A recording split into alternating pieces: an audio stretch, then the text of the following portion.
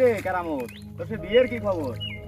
আর ভাই কি কব, সে মুন্সি সরকার বলেছি সে সাথে কোনো খবরই নেছে। তুই আর লোক খুঁজে পাইসনি? ওই মুন্সি চাচার কইছিস, ওই মুন্সি চাচা তো সবসময় বেড়া হিজলে নিয়ে, সে দেবে তোর বিয়ে।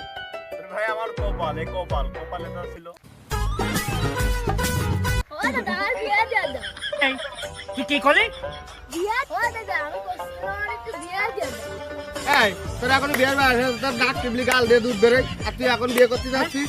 যা ও দাদা তুমি ইংল্যান্ড ব্যাগ ধরে চার কারণ বিয়া দিছো।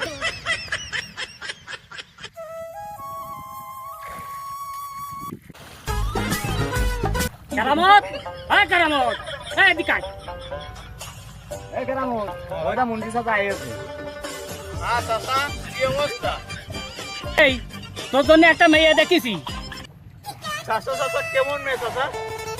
মেয়েটা একটু কালো।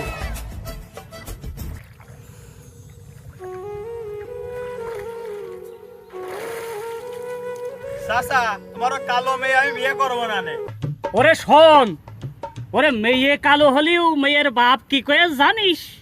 মেয়ের মা বাপ বলেছে যে যে আমার মেয়ে বিয়ে করবে তার হচ্ছে 10 কাঠা জমি আর একটা বড় পালসার সাইলেন্সার ডবল আলাদা দেবে, বুঝতে পারিস?